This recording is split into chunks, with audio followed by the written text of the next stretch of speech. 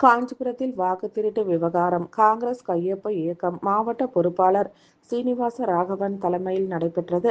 காஞ்சிபுரம் மாவட்ட காங்கிரஸ் சார்பில் வாக்கு திருட்டில் பாஜக ஈடுபட்டு வருவதாக கூறி கையொப்ப இயக்கம் காஞ்சிபுரம் பேருந்து நிலையம் எதிரே நடைபெற்றது. காஞ்சிபுரம் மாவட்ட காங்கிரஸ் கட்சி சார்பில் பாஜக வாக்கு திருட்டில் ஈடுபட்டு வருவதாகவும் அதற்கு துணை போகும் தேர்தல் ஆணையத்தை கண்டித்தும் பிரச்சார விழிப்புணர்வு கையொப்ப இயக்கம் காஞ்சிபுரத்தில் நடைபெற்றது. காஞ்சிபுரம் மாவட்ட காங்கிரஸ் கட்சியின் பொறுப்பாளர் சீனிவாச ராகவன் தலைமையில் நடைபெற்ற இந்த பிரச்சார விழிப்புணர்வு கையொப்ப இயக்கத்தை தமிழக காங்கிரஸ் தலைவர் செல்வ பெருந்தகை கையொப்பமிட்டு தொடங்கி வைத்தார். இதனையடுத்து காங்கிரஸ் கட்சி நிர்வாகிகள், தொண்டர்கள் பொதுமக்களிடம் வாக்கு திருட்டை கண்டித்து கையொப்பங்களை பெற்றனர். இந்த நிகழ்ச்சியில் முன்னாள் மாவட்ட தலைவர் வழக்கறிஞர் மதியழகன், மாநகர தலைவர் நாதன், மாநில நிர்வாகிகள் பத்மநாபன், அன்பு, காங்கிரஸ் கட்சி மாவட்ட பொறுப்பாளர்கள் நிக்கோலஸ், ஐயப்பன், மாவட்ட SC/ST பிரிவு தலைவர் தங்கராஜ், மாவட்ட சிறுபான்மை பிரிவு தலைவர் முருகன், சாந்தகுமார் உள்ளிட்ட ஏராளமான காங்கிரஸ் கட்சி நிர்வாகிகள், தொண்டர்கள் என கலந்து கொண்டனர்.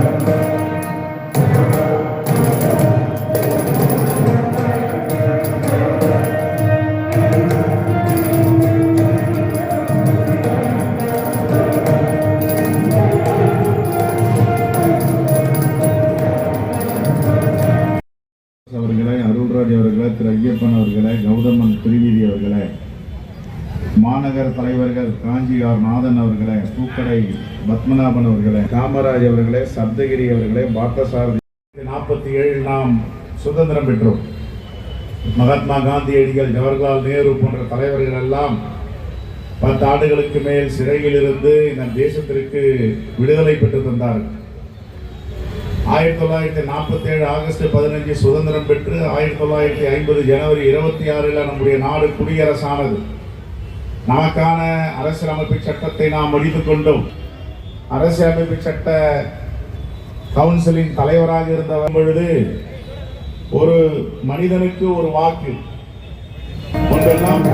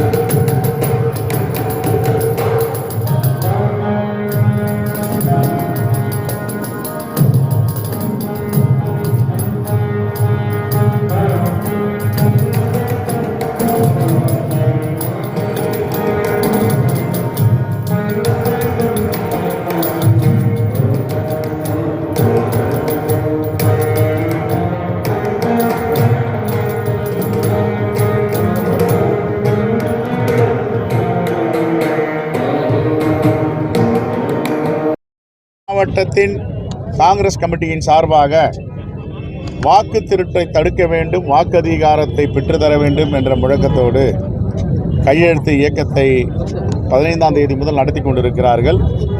இன்று நான் இதில் கலந்து கொண்டு ஆய்வு செய்து இந்த கையெழுத்து இயக்கத்தை இன்னும் முடக்கிவிட்டு இருக்கிறோம். குறைந்தபட்சம் 10 லட்சம் கையெழுத்து இந்த மாவட்டத்தில் வாங்க இருக்கிறார்கள். 2 கோடி லட்சியமாகவும் 1 கோடி நிச்சயமாகவும் தமிழ்நாட்டிலிருந்து கையெழுத்து குடியரசு தலைவரை நோக்கி செல்ல இருக்கிறது. இந்த வாக்கு திருட்டை தடுக்க வேண்டும், வாக்கு அதிகாரத்தை தமிழ்நாட்டு மக்களுக்கு பெற்றுத்தர வேண்டும் என்ற அடிப்படையில் தமிழ்நாடு காங்கிரஸ் கமிட்டி முன்முயற்சியோடு இதில் ஈடுபட்டிருக்கிறோம். தமிழ்நாடு முழுவதும் காங்கிரஸ் எப்போ தேர்தல் பிரச்சாரத்தை மேற்கொள்ள? தேர்தல் பிரச்சாரம் நாங்கள் ஆரம்பித்து ஏறக்குறைய 6 மாதம் ஆகிடுது. கிராம கமிட்டி கூட்டமாகட்டும், மாநாடாகட்டும், ஏற்கனவே தேர்தல் பரப்புரையும் நாங்கள் செஞ்சிட்ருக்கோம். முன்னாள் அமைச்சர் அதிமுக செங்கோட்டையனை வந்து கட்சியிலேருந்து நீக்கியிருக்காங்க. காங்கிரஸ் கட்சி சார்பாக ஒரு மூத்த நிர்வாகி அழைக்க வாய்ப்பு இருக்கா? காங்கிரஸ் கட்சி செங்கோட்டையனை அழைக்க வாய்ப்பு இருக்கா? என்னைக்கு ஃபுல்லாக நீக்கிட்டாங்களா? முழுமையாக நீக்கிட்டாங்க. எப்போ நீக்கிட்டாங்கன்னா செங்கோட்டையனை அழைக்க வாய்ப்பு? நாங்கள் அநாகரிகமாக ஒரு கட்சியில் இருக்கிறவரை இழுப்பது அந்த வேலையெல்லாம் இறங்க மாட்டோம். அவர் விருப்பப்பட்டு சேர்ந்தால் அவரை எங்களுடைய தலைமையிடம் தெரிவித்து சேர்த்து கொள்வதற்கு முயற்சியை எடுப்போம். திமுக அநாகரிகமான செயலில் ஈடுபடுதுன்னு சொல்ல வரீங்களா? அப்படின்னா திமுக இப்போ தங்களுடைய கட்சியிலேருந்து இழுத்துருக்காங்க. அதெல்லாம் யாரும் இழுக்கலை. அதுக்கு கேள்விக்கு பதில் கிடைச்சிருச்சு. அவங்க ஏற்கனவே 4 நாட்களாக கட்சியிலிருந்து விலகி இருந்தாங்கன்ட்டு இப்போ சொல்லியிருக்காங்க. அதற்கு எங்களுடைய கரூர் நாடாளுமன்ற உறுப்பினர் அன்பு சகோதரி ஜோதிமணி அவர்கள் அது தீர்வு கண்டிருக்கிறார். அதனால் அது ஒன்றும் பிரச்சனை இல்லை. இப்போ பிரச்சனை என்ன, நீங்கள் செங்கோட்டையினை தான் சேர்த்துக்குவீங்களான்றீங்க. நாங்கள் போயிட்டு பிறரை போயிட்டு வாங்கன்னு கூப்பிட்ற இயக்கம் கிடையாது. எங்களுடைய கொள்கை கோட்பாடு தலைவர் ராகுல் காந்தி மீது நம்பிக்கை வைத்து வருகிறார்கள் என்றால் நாங்கள் தலைமையிடம் சொல்லி அதற்குண்டான ஏற்பாட்டை செய்வோம். அதிமுக பொதுச் செயலாளர் எடப்பாடி பழனிசாமி வந்து இங்கே அவதூறாக பேசுறீங்க அப்படின்னு சொல்லிட்டு உங்களுக்கு கண்டனம் தெரிவித்து சென்னையில் வந்து இன்னைக்கு ஆர்ப்பாட்டம். நான் பேசவே இல்லையே. அவர் தான் அவதூறாக பேசினார்.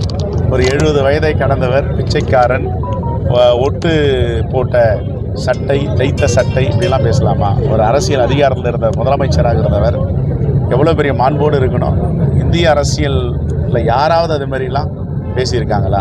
எதுக்கு அப்படி பேசணும்? என்ன காரணம்னு கேட்குறேன். என்ன பேசுகிறதா நினச்சி ஒரு விளிம்பு நிலை மக்களையும் ஏழை எளிய மக்களையும் பிச்சை எடுப்பவர்கள் என்றும் ஒட்டு போட்டு சட்டை போட்டவர்கள் என்றும் இது மாதிரிலாம் பேசக்கூடாதுல்ல. நான் அவரை வந்து கால் போட்டு பேசலை. அவர் பேசுகிறதுக்கு பதில் சொல்லியிருக்கேன். இன்னும் கூட பேசலாம். அவர் எப்படி போயிட்டு பதவி பெற்றார், என்ன செஞ்சார், சில பேர் பேசுகிறாங்க. அந்த அநாகரிகமான அரசியல் நான் செய்ய விரும்பலை.